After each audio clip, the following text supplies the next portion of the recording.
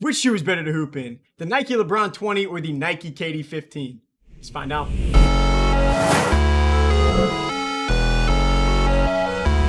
Welcome back to our channel. Today we're checking out the most recent shoes to release from LeBron and KD signature lines with Nike. Before I get into breaking these models down, just how they do for performance, I'll knock out some of the basic info first. So we do have a little bit of a price gap today between these two models. The LeBron 20 is going to retail for $200. That effectively makes them the most expensive shoe line that Nike has out right now. KD actually has the second most expensive line though for their signature athletes, but they're still going to be $50 cheaper, with the KD 15s retailing for $150. So neither shoe did go up in price though from their previous models, so I guess that's at least nice. But now taking a quick look at the appearance for these shoes, I'll start off with the LeBron 20s because these got a major change just in how they look, how this shoe looks compared to how his line had kind of been constructed in the past. Like, these straight up don't look anything like a LeBron James shoe.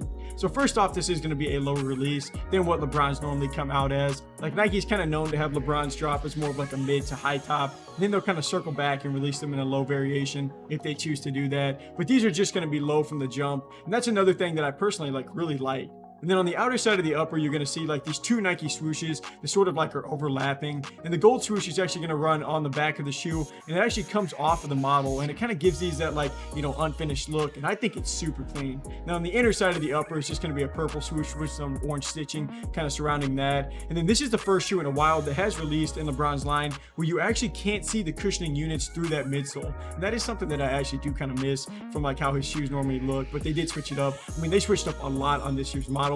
That's just another spot where it's kind of easy to tell from like based off the past. Then on the tongue, you're going to see LeBron's signature with some like two X's on there too, just to kind of mark out the model number since he is up to number 20. And then those X's are also going to show up at the bottom of the lacing system. And then the last thing I'm going to touch on is just on the heel, you have this yellow patch with LeBron's crown logo there. And then of course you're going to see those two X's show up again. But honestly, I love these, like I can't lie. But now switching it over to the KD 15s really quick. I mean, this is a really sweet shoe too. Like, I mean, I'm glad that KD's line went to releasing in more of a low top, and of course that is just more of a personal preference for me, but he's been releasing mid top shoes kind of dating back to like the KD 12s, I think it was. And honestly, I think this model came out really well. And they did lose that Grim Reaper looking strap that was on last year's model that you see here on this KD 14s, and I was a little bit sad to see that go. I do love the strap on like basketball shoes, but everything else with this model is clean.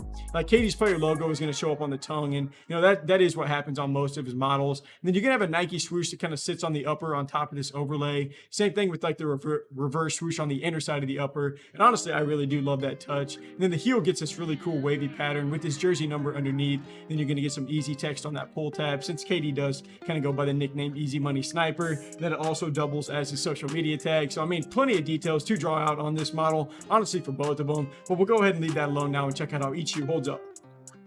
So now getting into more of the materials and the performance side, and starting off with the cushioning. Before I touch on like how they feel, I'll just like give you the layout for both cushioning setups first on these models. So the LeBron 20 did something really cool that you just don't see a lot of models do.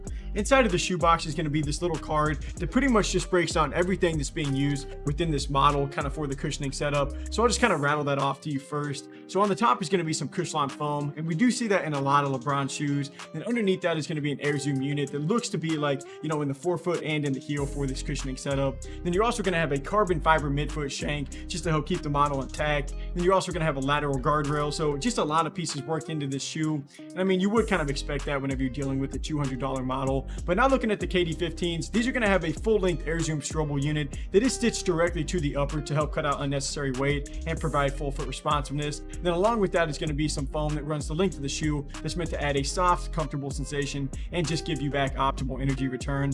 And I would say that LeBron and KD, they are pretty well known for just having some softer playing models. Like, the comfort's never really been a struggle for any of the shoes that I played in from their specific signature shoe lines. And then once again, that is going to hold true for both of these shoes. But they still do have like a different playing feel on the court, if you want to call it that. Like, the LeBron 20 is going to give you more of like a balanced feel. The cushioning feels really great underfoot, but it isn't like super explosive. Like, I have noticed that it's like really padded, especially in the sock liner though. Like, you can even just look at it, the shoe's like almost an inch thick around your foot, so you know you're going to get a super plush feel from that section. But from what I've felt, the KD15 is going to be a little bit more juiced in the front, like in the forefoot of the shoe. That strobel unit is just going to give you a little extra bounce, and you can feel that spring like if you're just like jumping around on the front half of your shoe, or just like of your foot, like that, like pretty much like the description said whenever I was reading it off. The energy return is just really great on this model. But both of these shoes are going to give you a softer feel. It's more so just going to come down to like, you know, how you like your shoe to feel. Like if you want it to be similar in the front and in the back, or if you'd like to have something a little bit more top loaded. That's kind of how you should, like how I'd recommend you choose based off of these models for cushioning. But the last thing I'll kind of show you is for this section is our durometer reading, and we just use this tool to kind of test how soft or firm the midsole is. And both of these shoes are going to be right around the average. The Lebron 20 was reading in at a 39.5, and then the KD15 was measuring just a touch softer at 39 even, so pretty much no difference there. The cushioning is definitely one of the better aspects on these shoes though. I mean, and like I said, it kind of just depends on like how you want your you know, cushioning to feel underneath your foot. That's how I determine how you choose, just based off of the comfort alone. For the materials and the support, both of these shoes made some noticeable changes to what their previous models looked like. But looking at the Lebron 20s first, I mean, these don't even look like they came from the same shoe line. The Lebron 19 had a ton of moving pieces for this section. Like you had a full-length inner sleeve, some overlays. You just don't quite have as much going on for the Lebron 20. Like the upper is going to be more of like a knit or a mesh feel that is noticeably more thin. Like last year's model had multiple layers on that shoe. I mean, that's one thing that did make them like such a heavy model. The Lebron 19 was super heavy, but all the materials that didn't show up on this model to hurt the weight, it does mean they're also not going to be there to necessarily help with the support. And I was looking for some like additional support features to help eliminate movement whenever you're dealing, you know, with a lighter shoe. Just unfortunately, there wasn't a whole lot there. Like the Lebron 20, it won't have an outrigger. There's not going to be a midfoot band, no overlays or anything like that for the laces to feed through. All of that was there on last year's model. I do feel a little bit of give to the upper, just whenever you're making some harder cuts, but it's still not terrible. Like these still do have a more secure feel than the Lebron 18s did a few years back. And I still wouldn't call the support great or anything like that on this model though, at least not compared to having all those layers and pieces that was there on the Lebron 19s. But sometimes it is a little bit of give and take though. But now looking at the KD15s, Nike did remove the strap from this year's model, and that was one of my favorite pieces to last year's shoe, so that was a little bit unfortunate. But these are going to get a multi-layered mesh upper that is meant to be lightweight and give you that already broken in type feel. And this model is designed to also give you something breathable that would help reduce your movements. And there are some pieces on here to kind of help with that. But the one thing I did want to touch on real quick, just for a second, is going to be the heel slippage. And I have seen a lot of people kind of talk about their heel sliding up in these. I have personally experienced that a little bit, especially whenever I was first playing in them. And I mean, at first I thought that was, you know, like really weird, because the heel of the shoe is specifically crafted to help support your Achilles tendon, because KD's been dealing with a ton of injuries kind of related to that, you know, recently in his career. So that kind of threw me off why the shoe was struggling back there. But from what I found, if you really take the time to lace these up tight, I mean, that pretty much did take away all of my movement in that back section. Like even with the KD15 losing the strap, you're also going to have some other support features too. Like you get a midfoot containment band that you should feel start to lock in your foot when you really pull tight on those laces. And in addition to that, the Nike swoosh on the upper does sit on top of this overlay, and that just helps keep your foot from like sliding around whenever you're moving on those like lateral containments just more than it should. So I mean, I did have some initial concerns on these, but I really haven't had any issues since. Whenever it comes to the weight of these models, they are gonna kind of sit around that average again, just like they did with the durometer. Like the KD15 is gonna weigh 424 grams for a size 10.5. That's not bad at all. But I mean, this is the lightest shoe that we've ever seen that I've seen LeBron's shoe in a long time. Like the Lebron 20 is going to weigh 434 grams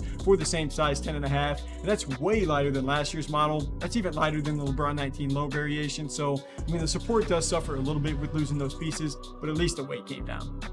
To finish off with traction, both of these models kind of switched up the setup from what they were using on their previous models, but I'm going to go ahead and start off this last section with KD's line, just because his shoes over the last few years have been pretty consistent whenever it comes to traction, and that's going to be no different on this model.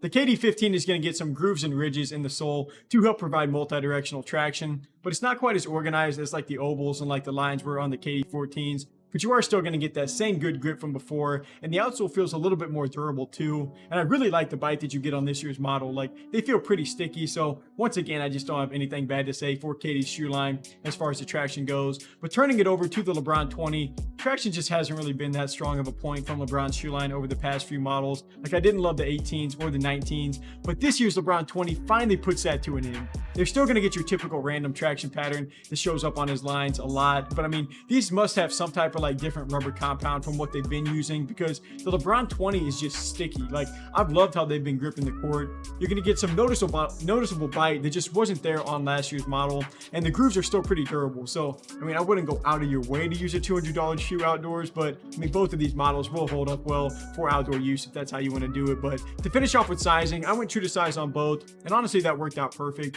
You're going to get a little bit of room left over in the toes for both models. That's not super wide for the KD 15 or for the LeBron 20, so keep that in mind if you prefer a little extra room to play in. So for the final ratings, and starting off with the appearance, I mean, both of these models are clean. Like, two of my favorite shoes on the market right now, just as far as the look goes. So I'm going to start this off with a tie. But for cushioning, I mean, you are going to get that same soft feel on both models, just kind of in different ways, like I was saying. Like, it's going to be a little bit more top loaded on the KD 15s, but it's going to just be like more padded overall, just kind of better balanced on the LeBron 20. But both shoes feel great, so I'm going to go with a tie here again. And then looking at the materials, we do have Nike's two most expensive signature lines right here, and neither shoe feels cheap. Like, that is kind of what you'd expect. So I'm going to come back to a tie once again. And then for the support, this is kind of tough because, you know, both models got a little bit worse within their shoe lines. You are going to get minor heel slippage on the KD 15s. And then the LeBron 20 just lost all of the overlays and like the other support features from the previous model. Even with that, I do feel a little bit better lockdown on the LeBron 20. I just haven't had any major issues there yet, so I'm going to slightly lean that way. And then as for traction, I am shocked to side with the LeBron 20 this year. Like, the KD 15 is still really good, but I mean, LeBron's line was definitely due for a traction setup that would play well, and it's looking like this might be the one. So this is super close, but I am going to go with the LeBron 20 as the better shoe to hoop in, just barely. Like, aside from the looks, I love the changes made to this year's LeBron 20 model. You get a nice low top design that's much lighter than what Nike had been rolling out, and the traction is crazy too. I don't really love the support, but I mean, you do have some support flaws on the KD 15s too there. So aside from that, you are going to be looking at two excellent performance models. Thank you guys for taking some time to watch. Feel free to drop a follow or subscribe wherever you're watching if you like this video. And if you're interested in buying the LeBron 20s and you want to support our channel, just click the link that we have here on screen, or we have links for both shoes down below or in our bio, so feel free to check that out. But until next review, I'm Landon from Shoewear. Peace.